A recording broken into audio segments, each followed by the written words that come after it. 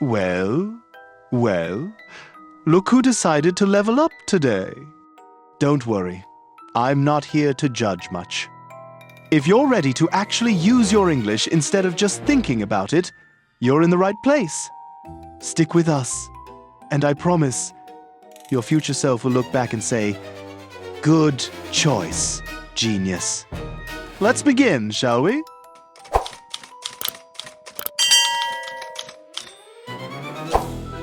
Welcome back to Listen and Speak. I'm Angelina. Today, we're unlocking what truly drives us to learn English, using insights from Daniel Pink's Drive, the surprising truth about what motivates us. Finally, someone explains why my brain prefers cat videos over verb drills. This should be enlightening. Don't worry, no boring theories. Just practical tips you can apply immediately to make learning English feel natural and fun.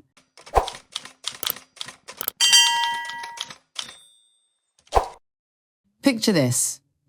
Your notebook is open, pen ready, everything prepared, but inside, a quiet struggle begins. Oh, yes. One moment I'm ready to conquer the present perfect. The next I'm debating organizing my sock drawer. The struggle is painfully real. Exactly. For decades, people thought motivation was simple, two things moved us.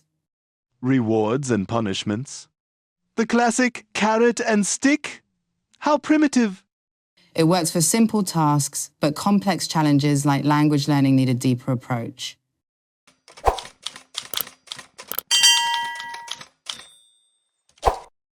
Here's an interesting experiment. People solved fun puzzles and they loved it. Then researchers added money for faster solutions. Yes.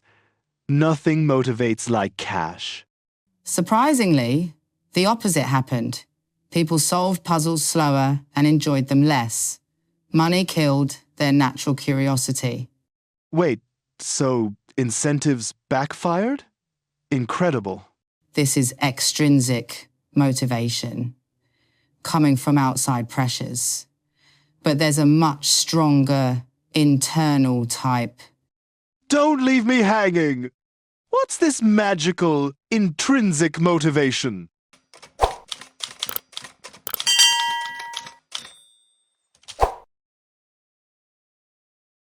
Intrinsic motivation comes from within learning because you genuinely want to, not because you have to. So instead of "I must study for the exam," it's "I want to understand that British comedy show"? Exactly. It's the fire of curiosity, growth, and learning as play. I get it. Ordering coffee in English without pointing like a caveman felt satisfying proof this works.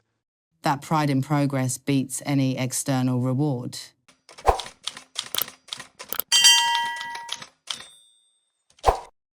Daniel Pink reveals 3 pillars of lasting motivation. First, autonomy. Autonomy? Freedom? I could actually enjoy this learning process? Exactly. Choosing your learning method, videos, stories, shadowing makes motivation natural.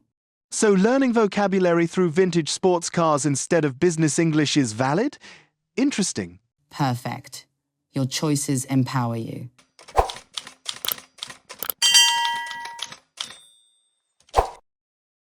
Second pillar, mastery, the joy of gradual improvement. Like understanding a podcast without subtitles for the first time? Exactly. Progress over perfection. Learning is best in the growth zone. Challenging but achievable. Right. 70–80% comprehension. Enough to follow, enough to stretch. That's it. That's where real learning happens.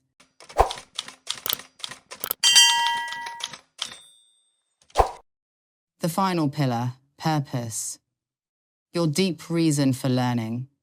Beyond tests? Like finally understanding whispered spy movie dialogue? Exactly, or reading untranslated books, having real conversations, connecting globally. That's the fuel. Reflect on your personal why now. Yes. Your purpose powers your motivation through low energy days.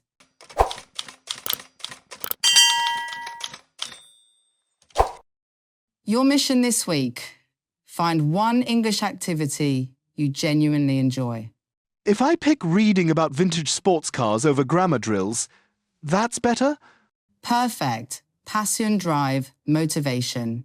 Well, this actually doesn't sound terrible. I might give this a try. That's all we ask. Motivation grows when learning aligns with choice, progress, and purpose. Happy learning.